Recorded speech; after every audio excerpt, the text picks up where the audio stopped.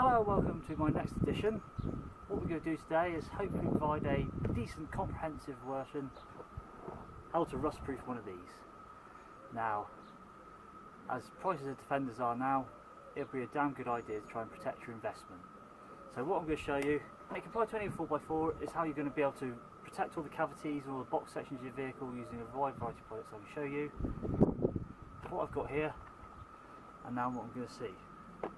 So, best thing you can do, you've got to clean the vehicle first. Now, I've got the hose pipe and pressure washer out, but as we're going to be applying a surface protection wax to it, I'd recommend that what we're going to use is to degrease the surface first.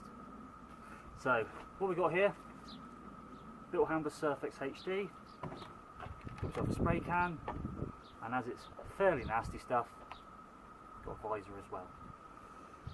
But first, what you want to do, you go underneath, go to all the nooks and crannies and get away all the surface mud that's in there. A lot of it, so Land Rover got lots of mud traps, so what they do is it all gathers around in, I said, on top of the chassis rails, underneath the cross members and the outriggers, and you don't really want that. So you really got to get this as thoroughly cleaned as possible to get the best results for your vehicle.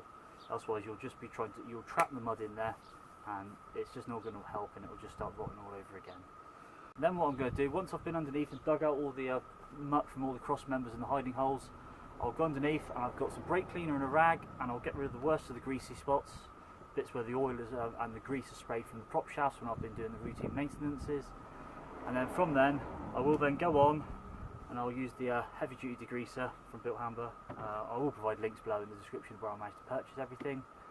And then we'll give it a thorough wash. And then a jet wash, and that should wash it all away, and we'll be ready then for the next stage, which then I'll show you, which is the masking up of the vehicle. So there we have it. Once we've cleaned it all underneath, fast forward a couple of days and here we are. Remove the bumpers, remove the rock slides from the side, done all the mud flaps. General rule of thumb is the more you remove, the easier it is to do it. I said to apply all the stuff, because you can get in all the nooks and crannies, it's far easier access. So, next on the list, masking. As we can see, partway through the masking process, and a few things just to add for those of Defender 110 owners, is the time it takes to do the fiddly little bits. All up round there, all in behind there. They're just gaps from where you've got the C-pillars where they join the wheel boxes. It ain't a straight gap. And the same here on the B-pillars, you've got to be careful. We'll seal up all those gaps. All those down there. Bit of masking tape does the job. But as they say with anything, the proper preparation prevents piss poor performance, and like anything, it's the preparation that takes the time. So, but if you do it carefully, you do it right, you won't get any problems. As we can see, after the degreasing wash, the chassis is in fairly good condition, but even after this vehicle, it's only 3 years old, and the problems are getting here. The stone chip, it's just festered, it's just got a bit of flaky surface rust on it. So best thing to do is out with a wire brush,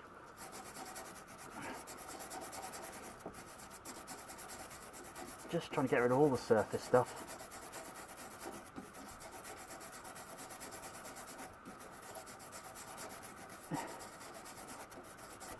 And after that, you can treat it with a rust neutralising solution. There's plenty of those, be it Bilthamber's Deoxy, Hammerite's Crust also works good, but this is Genelite, been well proven, used for years.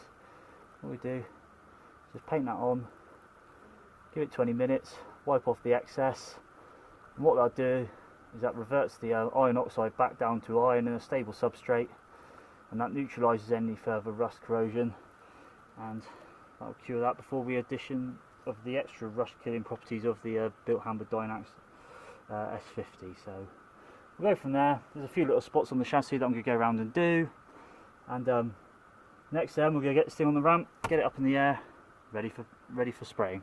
Another issue we've got with these is the factory paint on the chassis is actually not that very good. So you see it fades, it chalks really easy. It's obviously not UV stable, so I'm going to be applying a UV stable top coat paint to this, and as it is really in fairly good condition, there's only a few minor rust spots starting to come through now, which will be covered by the paint. What I'm going to do is just purely use a green Scotch Brite pad, use it like a random orbit action. What you're going to do is just providing a key for the paint to adhere to.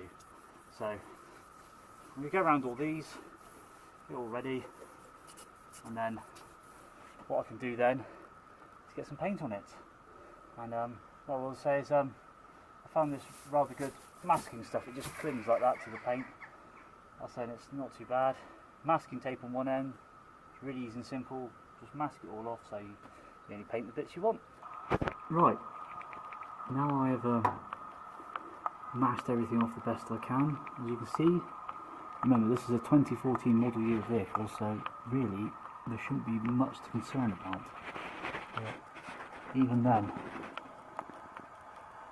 it's definitely showing signs that if I was to leave this, the rust bug would definitely set in.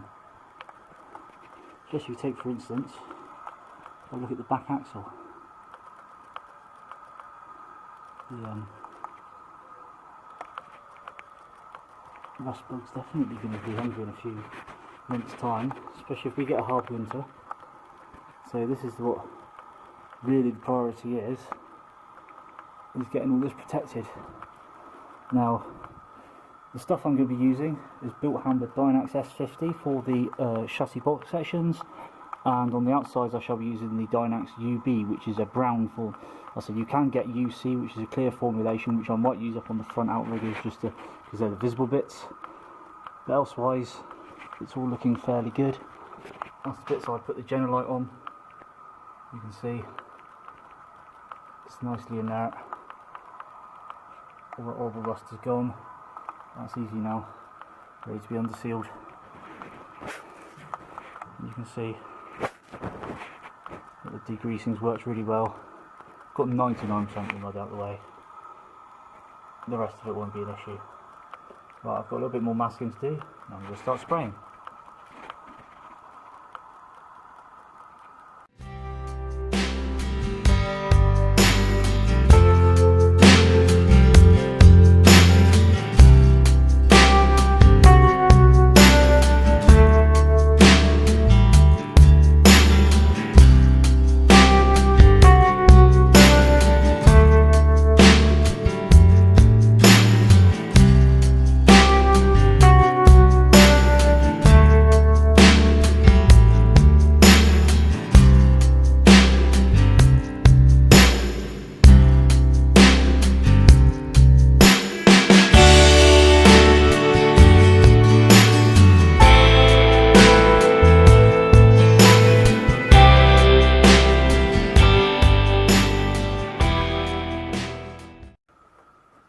Right, so masking's all done, all sorted. What we're going to do first is start by the painting of the rear cross member. What we're going to use, POR15 Top Coat. Got a mask, let's do it.